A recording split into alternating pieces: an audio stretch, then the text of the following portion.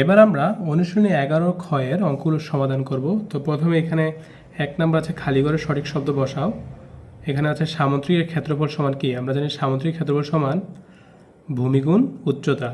ত্রিভুজের ক্ষেত্রফল সমান ভূমি গুণ উচ্চতা ভাগ 2। তো এই অঙ্কগুলো সমাধান করতে হলে আমাদের কিছু সূত্র জানতে হবে। তো সেই সূত্রগুলো আমরা প্রথমে জেনে নিই।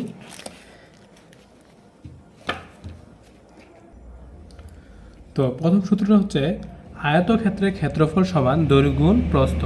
অর্থাৎ একটা আয়তাকার ক্ষেত্র যদি একটা আয়তাকার ক্ষেত্র হয়, এটার ক্ষেত্রফল হবে এই দৈর্ঘ্য গুণ প্রস্থ। লম্বার দিকে দৈর্ঘ্য বলে আর পাশের দিক হচ্ছে প্রস্থ বলে। তাহলে আয়তক্ষেত্রের ক্ষেত্রফল সমান দৈর্ঘ্য গুণ প্রস্থ। আর সামুদ্রিকের ক্ষেত্রফল সমান ভূমি গুণ উচ্চতা। তো এটা যেটা সামুদ্রিক, আর এটা ভূমি হচ্ছে এটা, আর এটা উচ্চতা হবে এটা, ঠিক আছে? তাহলে সামুদ্রিকের ক্ষেত্রফল সমান হবে ভূমি গুণ উচ্চতা। আর ত্রিভুজের ক্ষেত্রফল সমান ভূমি গুণ উচ্চতা ভাগ 2। এটাকে আবার আমরা বলতে পারি যে হাফ ভূমি গুণ উচ্চতা। হচ্ছে 1 একর সমান 100 বর্গ মিটার, আর 1 হেক্টর সমান 10,000 বর্গ মিটার। 3 নম্বর যে প্রশ্নটা আছে সেটা হচ্ছে একটি আয়তাকার ধান ক্ষেতের প্রস্থ 750 মিটার এবং দৈর্ঘ্য 1200 মিটার। ধান ক্ষেতটির ক্ষেত্রফল কত একর? তো আমরা প্রথমে ধান ক্ষেতটির ক্ষেত্রফল নির্ণয় করব। তো আমরা লিখব আয়তাকার ক্ষেত্রের ক্ষেত্রফল সমান দৈর্ঘ্য গুণ প্রস্থ।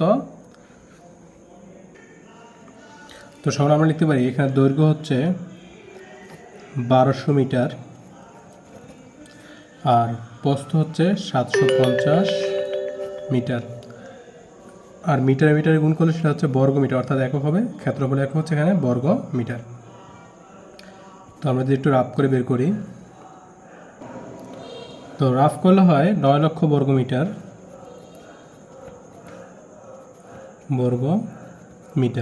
অর্থাৎ 1200 গুণ 750 করলে হয় 9 লক্ষ বর্গ মিটার।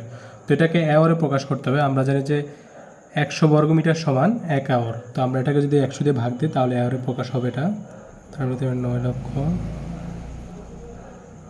ভাগ 100 আওয়ার। তো 100 দিয়ে আমরা ভাগ দিলে এই 200 কাটা যাবে, তাহলে এটা হবে 9000 আওয়ার। 9000 আওয়ার। তাহলে আমরা বলতে পারি ধান ক্ষেতটির ক্ষেত্রফল 9000 আওয়ার। এটাই উত্তর। 4 নম্বর যে প্রশ্নটা আছে সেটা হচ্ছে একটি আয়তাকার পার্ক রয়েছে যার প্রস্থ 50 মিটার এবং এর ক্ষেত্রফল 4250 বর্গ মিটার। পার্কটির দৈর্ঘ্য কত মিটার? তো আমরা লিখতে পারি ক্ষেত্রফল সমান দৈর্ঘ্য গুণ প্রস্থ। তো সুতরাং আমরা দৈর্ঘ্যটাকে এখানে রাখলাম আর প্রস্থটা এই গুণে আছে, এখানে ভাগে হবে। তাহলে আমরা লিখব যে দৈর্ঘ্য সমান ক্ষেত্রফল ভাগ প্রস্থ।